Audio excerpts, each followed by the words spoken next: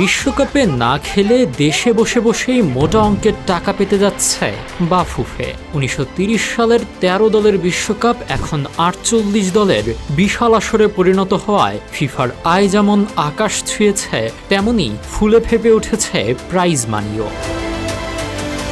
এবারের আসরের জন্য ফিফা $৮৭১ মিলিয়ন বা প্রায় ১০,৫০০ কোটি টাকার রেকর্ড প্রাইজ মানি ঘোষণা করেছে, যা গতবারের চেয়ে প্রায় ৬৫% বেশি। এই বিশাল আর্থিক প্রবাহের সরাসরি সুবিধা পাবে বাংলাদেশও। ফিফার নিয়ম অনুযায়ী বিশ্বকাপ থেকে অর্জিত আয়ের একটি অংশ সদস্য দেশগুলোর ফুটবল উন্নয়ন কার্যক্রমে ব্যয় করা হয়। টুর্নামেন্ট শেষে এই নিয়মের কারণেই দেশের ফুটবলের জন্য বড় অঙ্কের অর্থ বরাদ্দ আসবে। সাবেক ফুটবলার জুলফিকার মাহমুদ মিন্টুর মতে, সদস্য দেশগুলোর ফুটবলের উন্নয়ন নিশ্চিত করাই ফিফার অন্যতম প্রধান উদ্দেশ্য।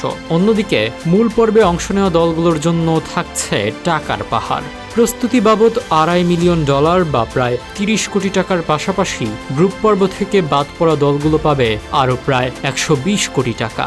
দ্বিতীয় রাউন্ড বা শেষ ১৬ থেকে বিদায় নেওয়া দলগুলোর জন্য থাকছে বড় অঙ্কের অর্থ।